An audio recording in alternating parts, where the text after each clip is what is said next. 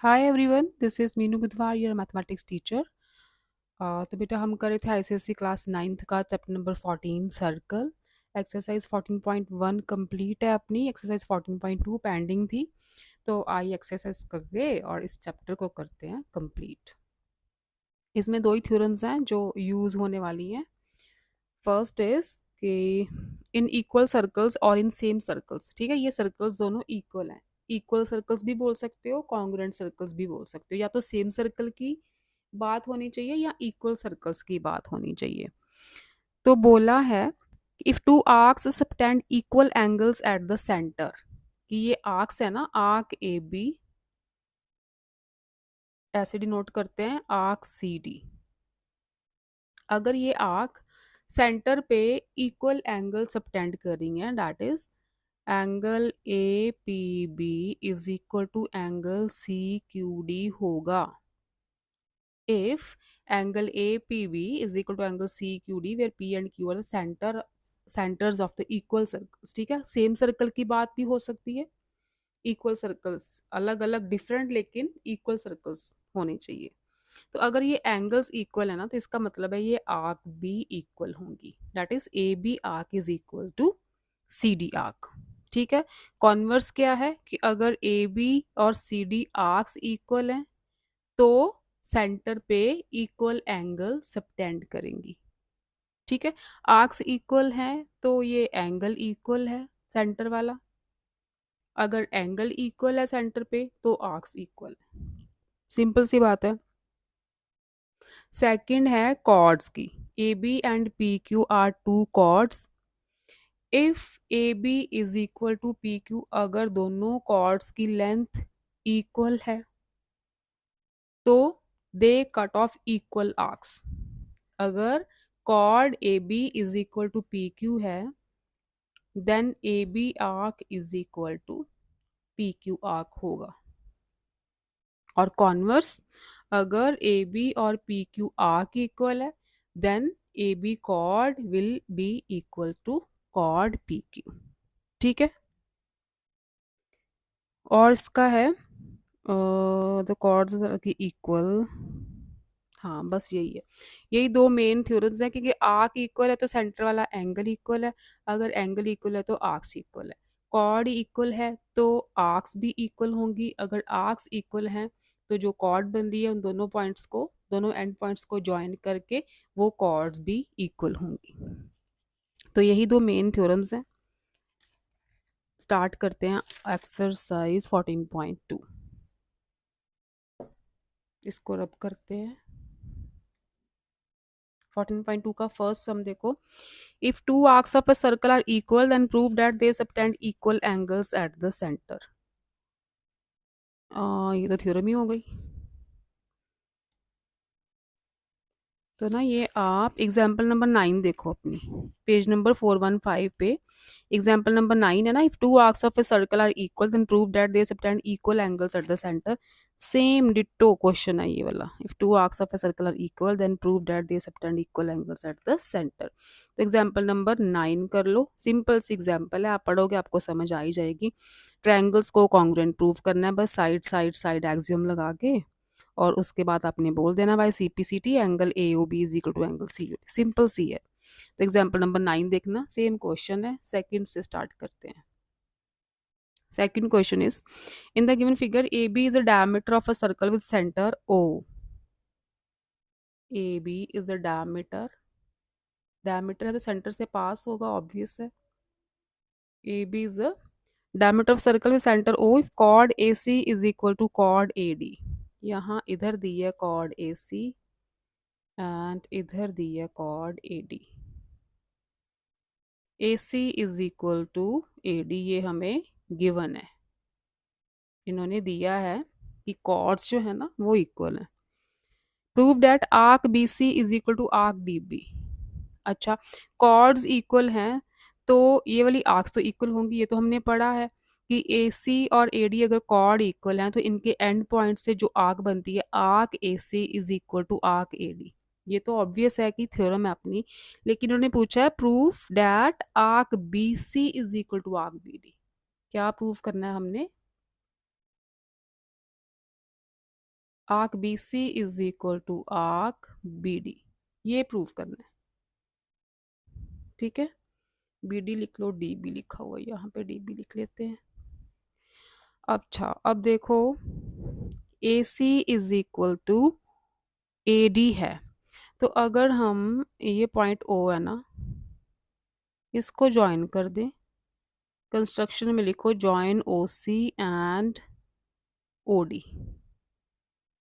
एक स्टेप करो कंस्ट्रक्शन का, join O C and O D. ठीक है, यहाँ से प्रूफ स्टार्ट करते हैं। अब देखो A C and A D equal arcs हैं। ठीक, अगर आर्क्स सॉरी कॉर्ड्स इक्वल हैं तो ये आर्क्स इक्वल होंगी।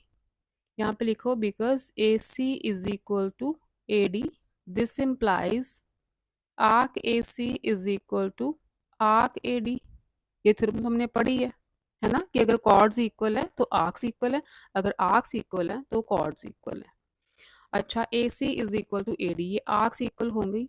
ये भी पढ़ा हमने कि अगर आर्क्स इक्वल हैं तो वो सेंटर पे इक्वल एंगल सबटेंड करती है, पढ़ा था ना।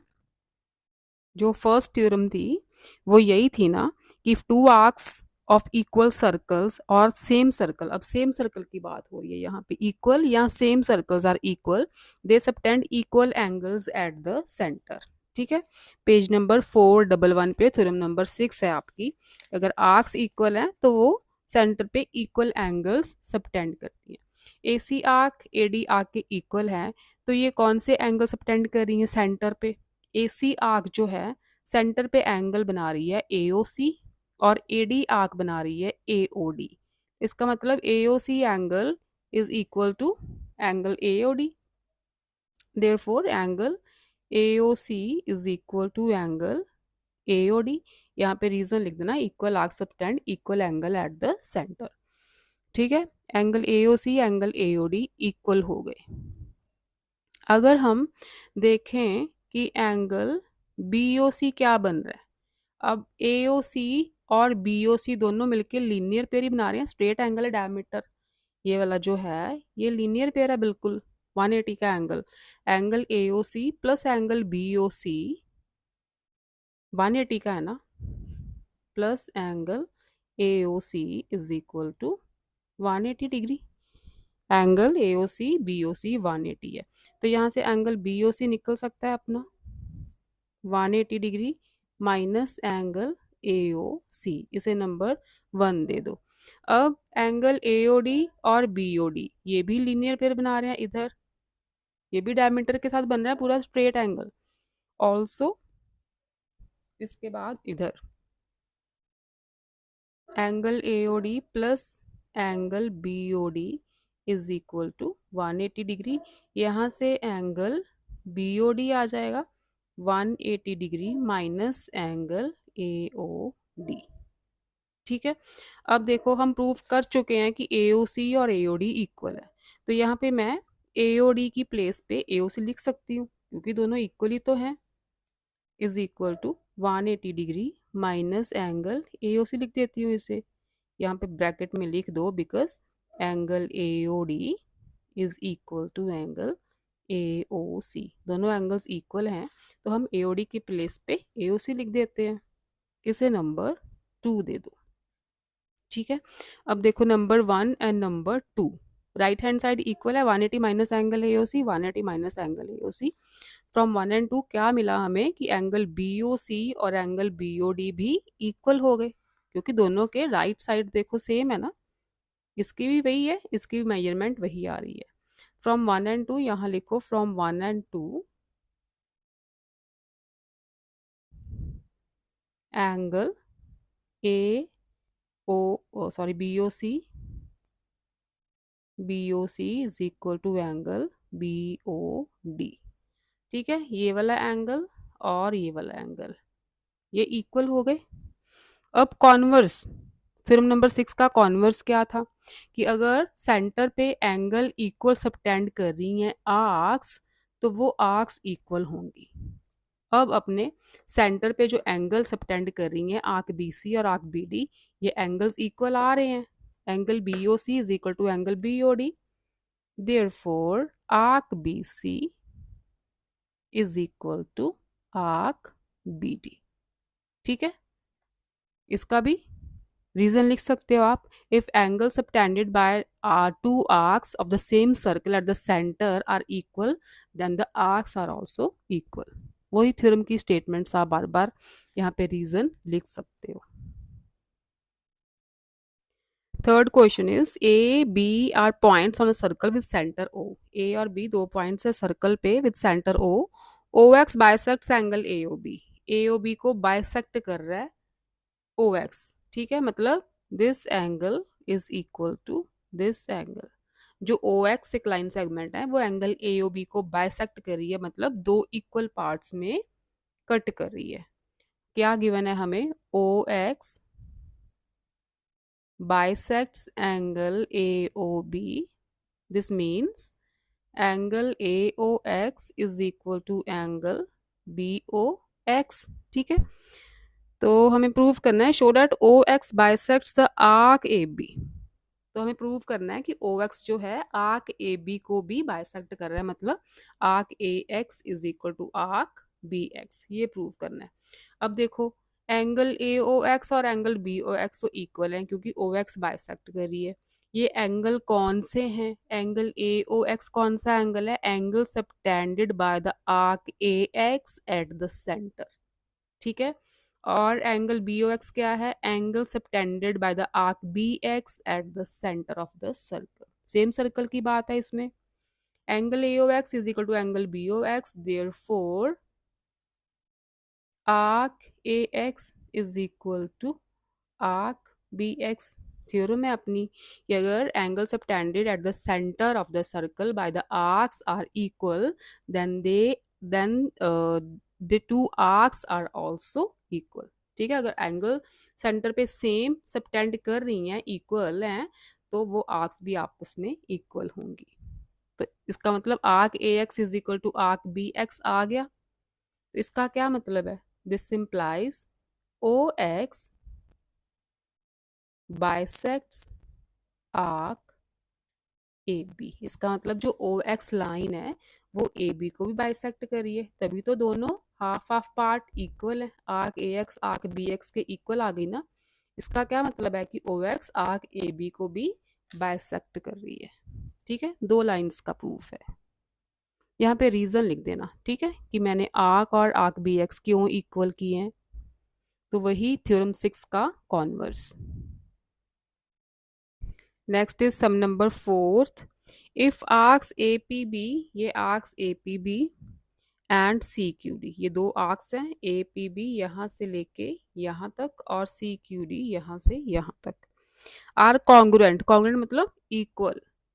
क्या दिया है आपको, arc A P B is equal to arc C Q D. ठीक है, कॉन्ग्रुएंट मतलब ये दोनों आर्क्स इक्वल हैं। Find the ratio of A B is to C D. A B is to C D की रेशियो निकालनी है।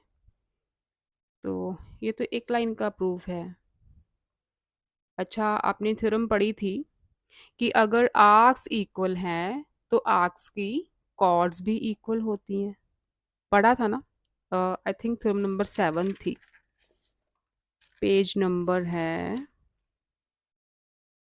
हाँ, पेज नंबर 411, थ्योरम नंबर 7 का सेकंड पार्ट देखो। If two arcs are equal the chords of the arcs are equal. If two arcs are equal, the chords of the arcs are equal. This implies AB is equal to CD. यहाँ पे reason लिख दो। If two arcs are equal, their chords are also equal. Their chords are also equal. ठीक है, यही arc के and points जो cord बना रहे होंगे वो कॉर्ड्स भी इक्वल होंगी। अच्छा, let A B is equal to C D, दोनों एक्स हैं, इक्वल हैं तो एक्स ही होगा। आपको पूछा है A B is to C D, तो A B is to C D that is A B over C D. इस टू को ओवर में लिख सकते हैं ना, एक्स ओवर एक्स हो गया, तो क्या आ गया, A B is to C D as 1:1। ठीक है, इक्वल टू डाल दो। 1:1 की रेशियो आएगी, दोनों तो इक्वल है। नेक्स्ट देखो fifth statement, in the given figure the lengths of arcs A B and B C are in the ratio 3:2।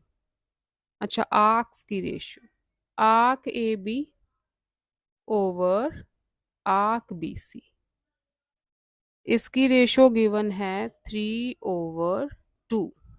ठीक है, arc A B over arc B C. अब देखो, जो आर्क्स की रेशियो होती है वही जो सेंटर पे एंगल सबटेंड करती हैं वो आर्क्स उनकी रेशियो होगी, है ना, क्योंकि आर्क ए बी और एंगल ए ओ बी, इधर आर्क बी सी और एंगल बी ओ सी, इनकी रेशियोज सेम होंगी। तो यहाँ हम लिख सकते हैं this implies angle A O B, क्योंकि आर्क ए बी सेंटर पे कौन सा एंगल बना रही है, एंगल ए ओ बी बना रही है, ओवर एंगल बी ओ सी, आर्क बी सी सेंटर पे कौन सा एंगल बना रही है, एंगल बी ओ सी। इनकी रेशियो भी 3:2 ही होगी। ठीक है, अगर इक्वल आर्क्स होती हैं तो एंगल्स इक्वल होते हैं, है ना। अगर आर्क्स की रेशियो 3:2 है तो एंगल्स की रेशियो भी 3:2 ही होगी। अच्छा, आपको दिया if angle A O B is 96, अगर angle A O B is 96 degree, find angle B O C, angle B O C. तो यहाँ से फाइंड कर लो एंगल ए ओ बी की वैल्यू लगाओ, है ना। एंगल ए ओ बी कितना है, 96 डिग्री। तो यहाँ लिखो 96 over angle B O C is equal to 3/2। Cross multiplication करो, angle B O C multiply 3 is equal to 2 multiply 96। Angle B O C आ जाएगा 2 मल्टीप्लाई 96/3। यहाँ कटिंग हो रही है, that is 64 degree. Angle B O C आ गया आपका 64 degree. Angle A B C भी फाइंड करना है, A B C, this angle, ये पॉइंट ओ है, यहाँ ओ नीचे आ गया बेचारा। ठीक है, angle A B C find करना है, एंगल ए बी सी। अगर हम ट्रायंगल देखें, in triangle A O B, in triangle A O B, O A and OB are radii of the circle, radii of the circle. इसका मतलब ओ A और O B equal होंगे, है ना, radius तो इक्वल होते हैं ना सर्कल के। सेंटर से लेके बाउंड्री तक का डिस्टेंस, ये भी रेडियस है, ये भी रेडियस है, ये भी रेडियस है। Therefore O A is equal to O B, O A O B के इक्वल है। अगर O A is equal to O B है तो इसका मतलब इनके अपोजिट एंगल्स भी इक्वल होंगे। ठीक है, तो यहाँ पे लिखो नंबर, चलो एंगल नेम लिखते हैं। This applies angle O A B is equal to angle O B A. ये थ्योरम आपने 7th 8th क्लास में पढ़ी है। ठीक है, equal sides have equal angles eight there opposites. ठीक, अगर साइड्स इक्वल हैं तो उनके अपोजिट एंगल्स भी इक्वल होंगे। तो angle O A B is equal to angle O B A. तो इसे हम ले लेते हैं एक्स। अगर हम इन्हें एक्स ले लें, let angle O A B is equal to angle O B A is equal to x degree. तो by angle sum property, by angle sum property in triangle A O B में angle sum property लगाएं, तो x+x+96, x+x+96 180 होगा, तीनों angles का सम। 2x+96 is equal to 180 होगा। तो x क्या आ गया, 180 माइनस 96/2, यही आएगा 180 माइनस 96/2। ए आ गया आपका 42 डिग्री, एक्स की वैल्यू आ गई 42, इतना। अभी हमने ये एंगल निकाला है, ये और ये, हमें ए बी सी निकालना है ना, तो हाफ पार्ट आ गया, अब एंगल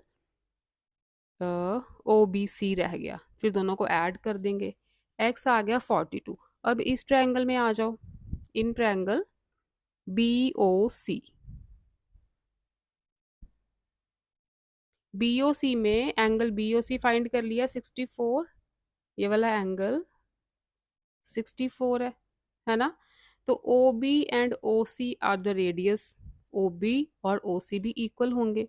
इस ट्रायंगल में इन एंगल्स को अगर वाई वाई ले लें, दोनों इक्वल हैं, तो दोनों को वाई वाई सपोज कर लेते हैं। तो यहाँ पे इसके बाद लिखो similarly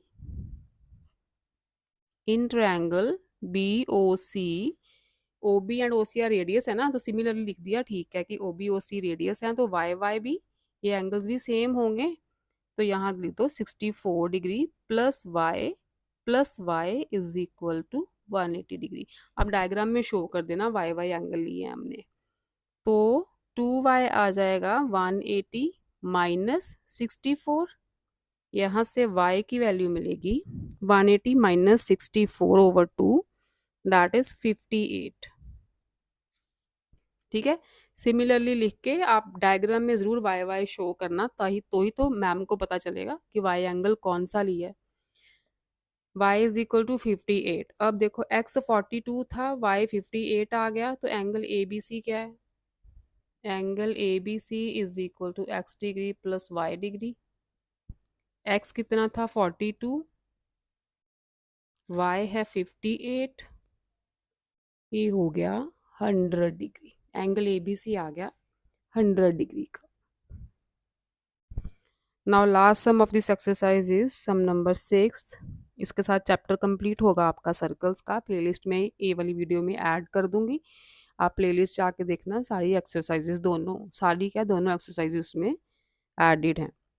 If two chords of a circle are equally inclined to the diameter through their point of intersection, अब देखो ये दोनों chords का point of intersection ये है ना, तो ये रहा diameter।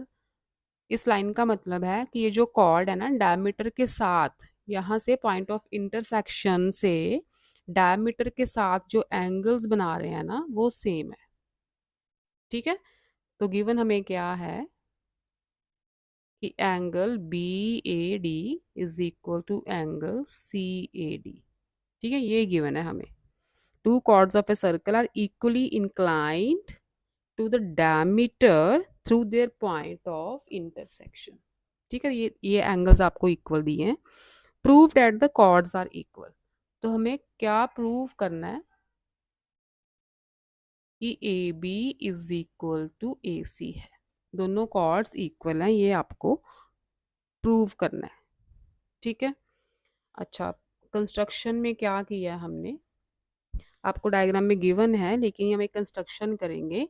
इस पॉइंट को L, इस पॉइंट को M दिया है ना, O L perpendicular to A B and O M perpendicular to A C, यहाँ पे लिख लेना ड्रॉ।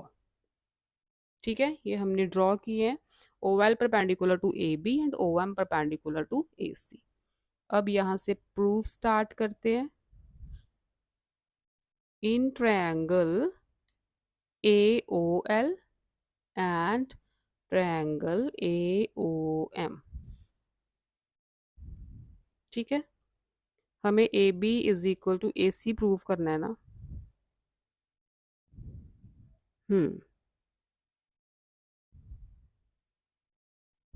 तो इन दो ट्रायंगल्स में देखो, AO is equal to AO, ये कॉमन है, दोनों में आ रही है साइड, है ना।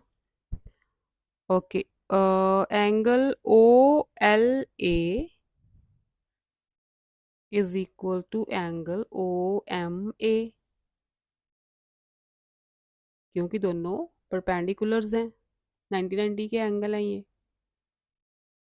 और एंगल LAO, अगर एंगल BAD और एल ए ओ सेम ही एंगल है ना, बी ए डी लिख लो चाहे एल ए ओ लिख लो, एंगल तो यही बन रहा, ये तो हमें गिवन है ये तो यहाँ लिखो angle L A O is equal to angle M A O, ये हमें गिवन है। ठीक है, तो देखो ये राइट एंगल ट्रायंगल है ना, तो राइट एंगल ट्रायंगल का ये रहा हाइपोटेन्यूज, राइट एंगल के बिल्कुल सामने वाली साइड हाइपोटेन्यूज होती है, ये हाइपोटेन्यूज हो गया, ये एक एंगल हो गया और एक साइड होगी, तो बाय RHS रूल। ठीक है, right angle hypotenuse side rule, triangles हो गई congruent, triangle AOL is congruent to triangle AOM, दोनों ट्रायंगल्स कॉन्ग्रुएंट होंगी, therefore OL is equal to OM by CP/CT। OL इस ट्रायंगल का पार्ट है, OM इस ट्रायंगल का पार्ट है, तो OL is equal to OM। और अगर आपको याद हो कि 14.1 करने से पहले आपने एक थ्योरम पढ़ी थी कि जो कॉर्ड्स सेंटर से इक्वी डिस्टेंट होती हैं वो आपस में इक्वल होती हैं। The chords equidistant from the centre of a circle are equal. ठीक है, तो ये सेंटर से डिस्टेंस ही तो है कॉर्ड्स का, OL एंड OM दोनों कॉर्ड्स का ये सेंटर से डिस्टेंस ही तो है, तो यहाँ से हम इसके बाद लिखेंगे this implies AB is equal to AC because if two chords are equidistant from the center of the circle,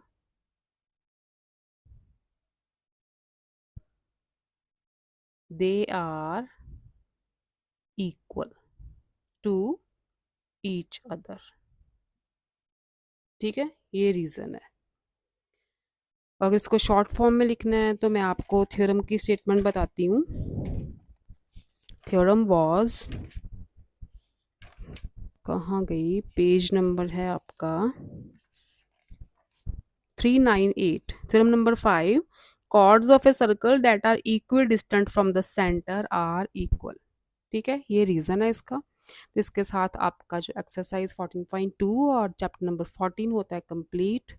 एक लेक्चर रह गया चैप्टर 16 का, 3 to 4 सम्स है मेरे ख्याल से, तो उसके साथ आपका थर्ड टर्म का सिलेबस हो जाएगा फिनिश।